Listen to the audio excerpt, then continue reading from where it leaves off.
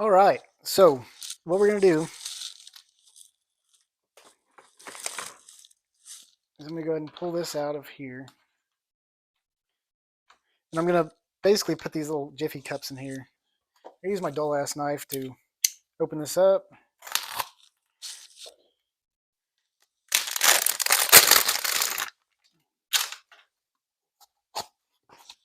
Oops.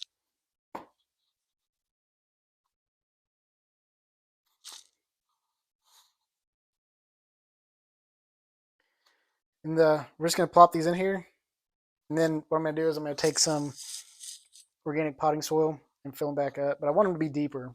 Deeper you make them, deeper the roots. I'm going to kind of let them be drier than what they have been. So we'll start with the first one. None of my peas made it. These are horticulture beans.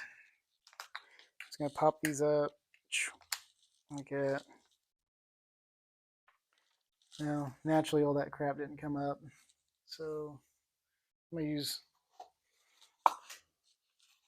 Yeah, it smells like it's going anaerobic. That's the problem with having things overwatered. So I'm gonna scoop some of my soil here. I'll drop a little bit in there. Just using that as a cup. Scoop with. Break it all up. Trying not to get it everywhere because I do use this bench for reloading as well.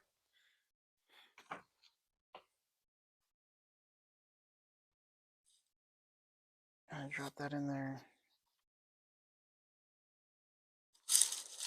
And get some more.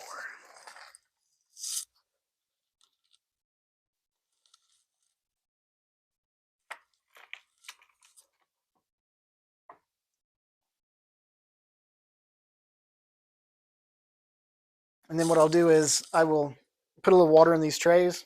I will set these in here, and then let the capillary action of the soil bring the water up into the top. And it should stay a lot more. What's the word I'm looking for? Moist and not wet. And then what I'll do is I'll put the clear cover back over them, but I'll try to elevate it just to keep some of the rainwater out. It's just been raining so much, and I'm trying to get them out to get sunny because I don't want to have to sit there and harden them off and try to do it under a grow light. And then the problem with that is sunlight's way more intense, and sunlight will actually burn your plants if they're not used to it. So that's kind of where I'm at with it. And then take this guy. And these aren't looking the best, but they should be fine. Yeah, he just came out all the way. It's fine. Do the same thing here. Just little scoop action.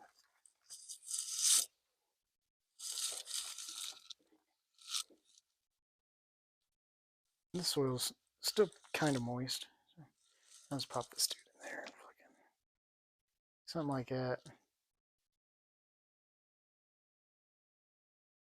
And we'll just keep going.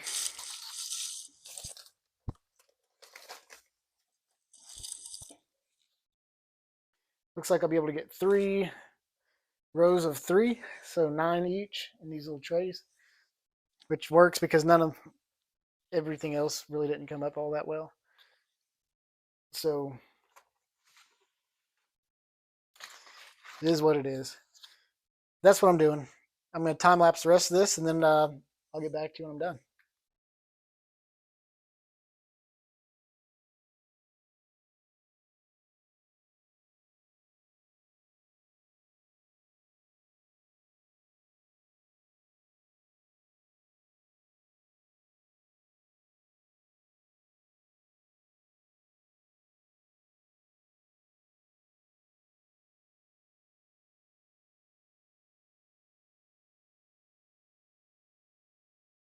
Like I said before, you can see these float to the top.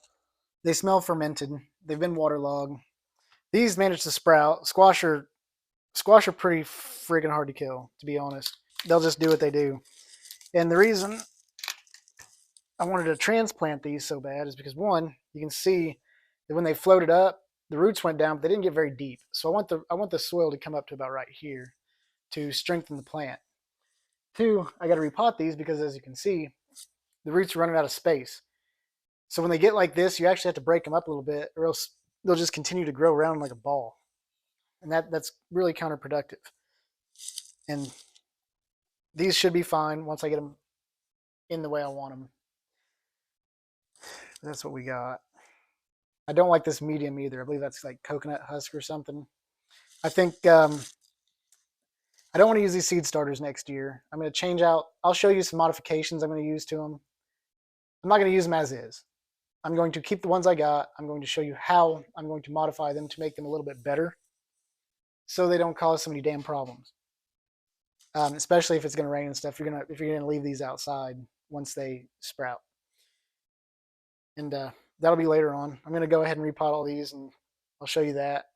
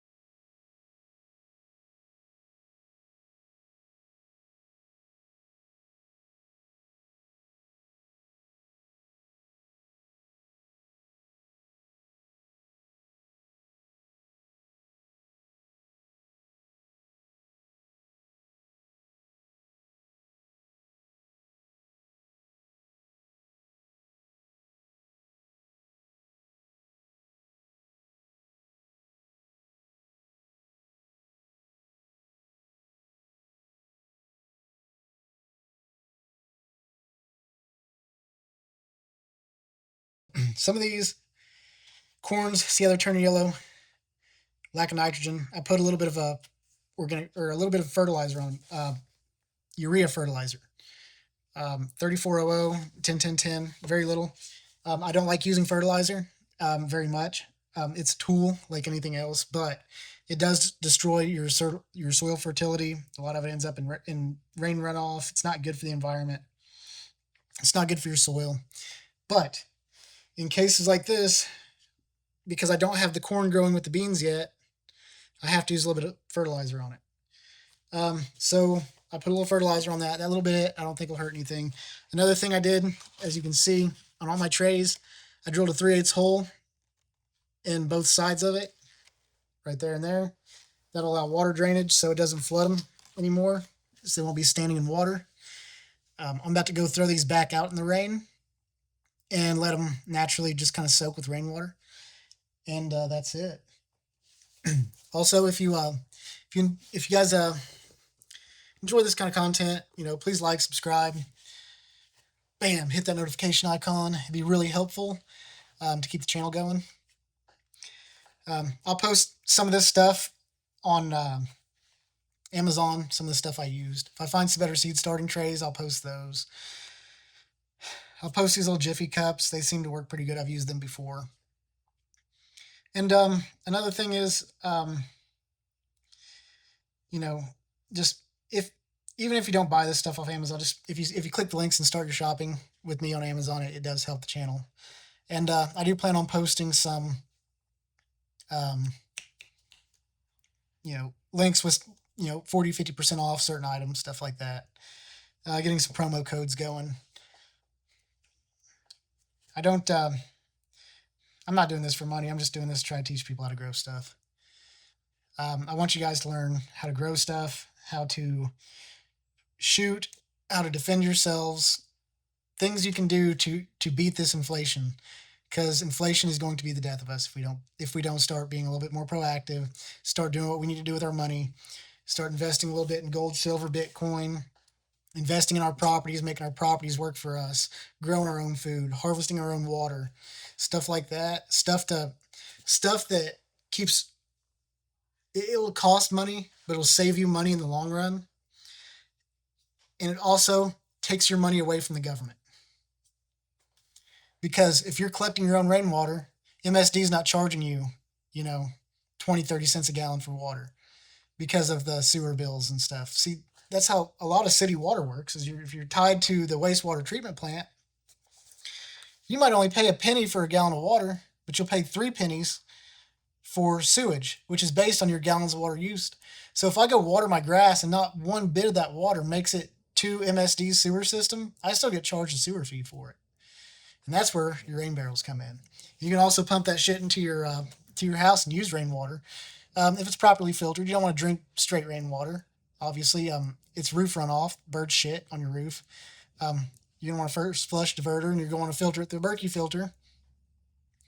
But you can bathe in it, you can wash your clothes in it, and all that stuff. As long as you're using first flush diverter, that first flush diverter gets rid of all the bird shit. I'll do a video on those once I start getting all that together. We're getting ready to put some rain barrels up with a little bit of a tax break I got, a little bit of a tax check I got finally from the state. It's been interesting on taxes. Apparently everybody owes now. I managed not to owe this year, thank God. But I owed the last 2 or 3 years. It's been rough. And I really do appreciate y'all watching this. I enjoy doing these videos. And I hope you learned something from them. I really do. That's the whole point of this, is I just want y'all to learn. And with that, I'm out. I'm going to drink my beer, finish up what I got left, these little odds and ends. Got a little bit of reloading to do some more videos on that, hopefully when the microphone is charged. Finish my 3D printer, and I'm out. I hope you all have a wonderful day. God bless y'all, and y'all have a good one.